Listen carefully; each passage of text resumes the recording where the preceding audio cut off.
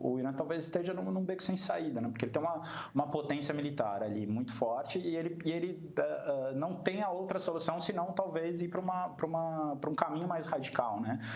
O que Israel fez ao abandonar o caminho de negociação, e não estamos falando de hoje, né? Estamos falando talvez de rodadas de negociação lá atrás, quando o programa de enriquecimento de urânio do Irã ainda estava em outro patamar. Sim, estava bem mais baixo. A situação que a gente fez, a gente está discutindo uma situação agora em que o Irã talvez tenha ido por questões internas, por problemas, a gente pode... não tem ninguém bonzinho nessa história, não estamos aqui fazendo a defesa do Irã, não é isso, mas as opções também do Irã foram dadas em função de decisões que o próprio regime em Tel Aviv tomou determinadas decisões de abandonar rodadas de negociação que talvez poderiam ter levado a resultados melhores. E hoje... Em conjunto com o Trump. Em conjunto com o Trump. Essa decisão de abandonar a mesa de negociação foi conjunta, aí isso lá no primeiro mandato do Trump, né? 2018? Isso, 2018.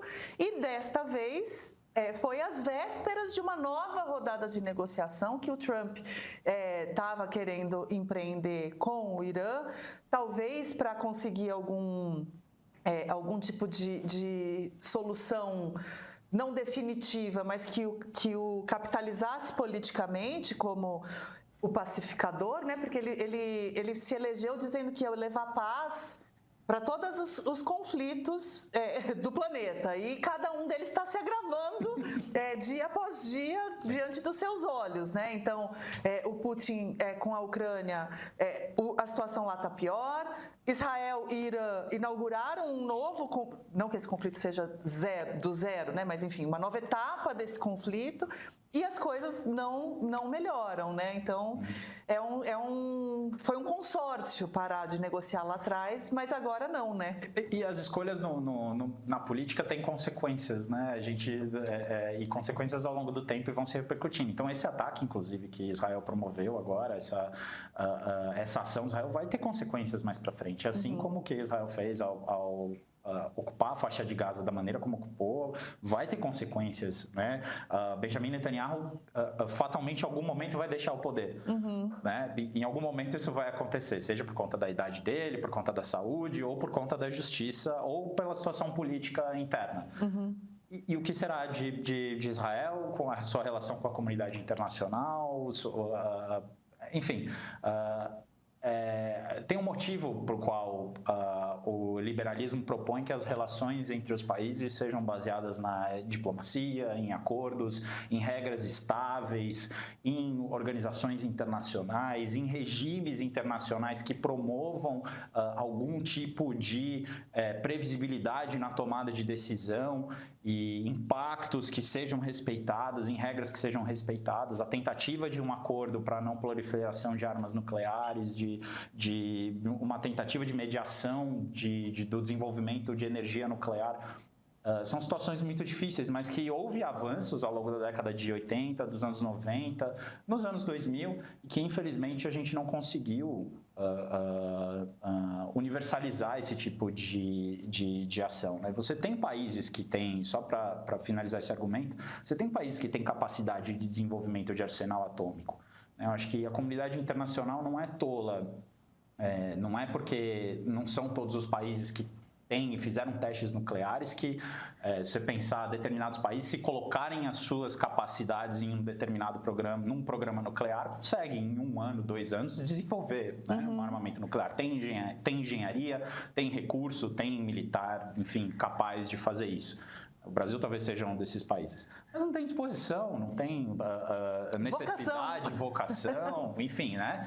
E principalmente, não tem um entendimento de que não é a melhor opção para todos, né?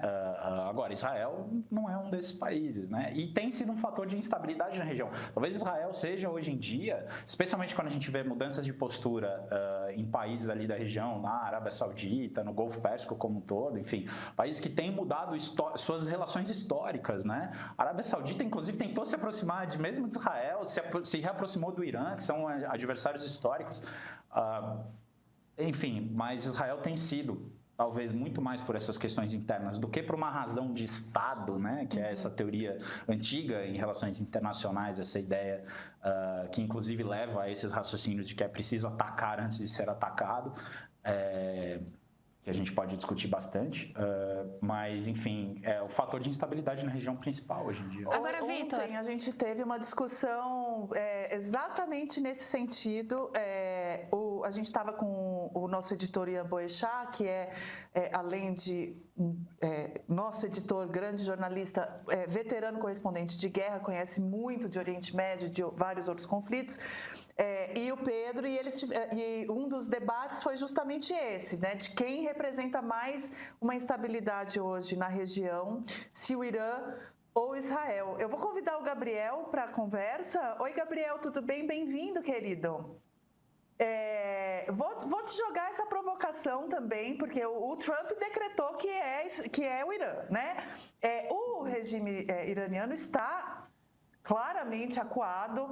Hoje de manhã o noticiário era o de que a cúpula militar que sobrou, né, que não foi dizimada nos ataques, já fugiu, não está mais no Irã. Não estava claro até hoje de manhã se o próprio Ayatollah permanece lá, o líder supremo, o Khamenei, né?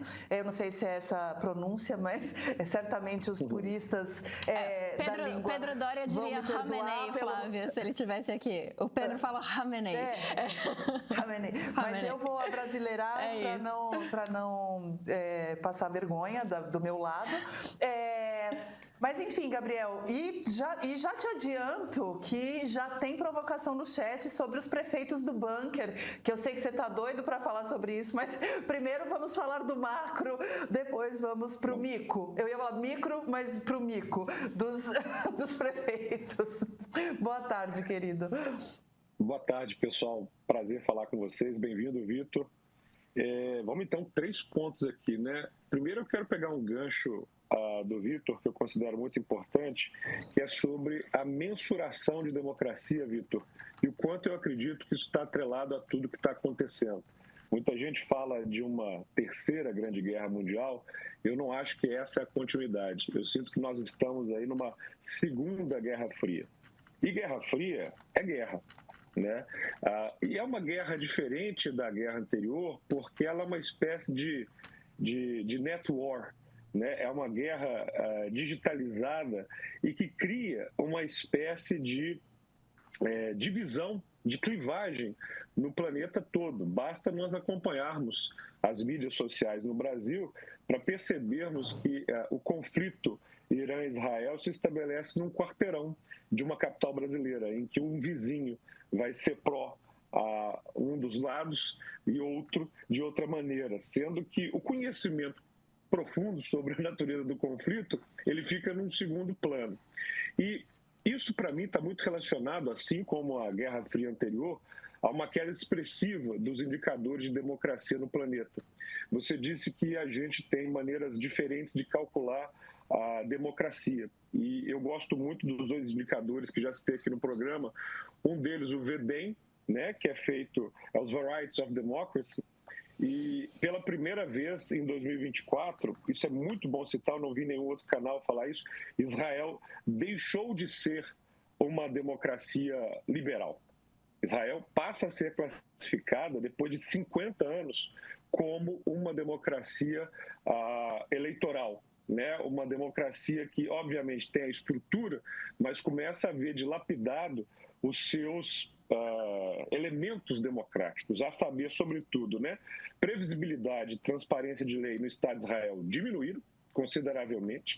Houve um ataque brutal ao judiciário daquele país, sobretudo com o Knesset aprovando uma lei, retirando da Suprema Corte, né, do Supremo Tribunal Federal, o poder de invalidar leis. E nós temos indicadores que pioraram muito. Estamos falando de tortura acontecendo no Estado de Israel e do respeito ao Estado Democrático de Direito. Então, não sou eu, não é a opinião do Gabriel. Eu ainda posso citar também o Democracy Index, da The Economist, que joga a pontuação geral de Israel para 7,8%, o que é uma democracia falha, né? Ao invés de uma democracia plena, uma democracia liberal. E o pior dado são os das liberdades civis. Nós temos ali 5 critérios. Israel, claro, ainda é a única democracia do Oriente Médio, mas em franca queda.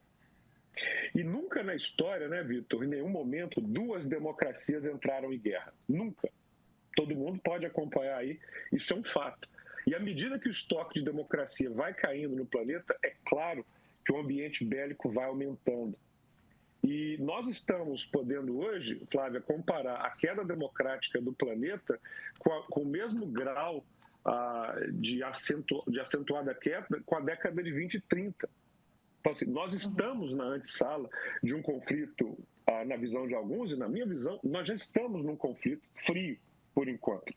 Em que, por exemplo, nesse caso específico de Israel e do Irã, nós temos um posicionamento que vai ficando claro por parte dos Estados Unidos, outro claro por parte da Rússia, da China, da Índia.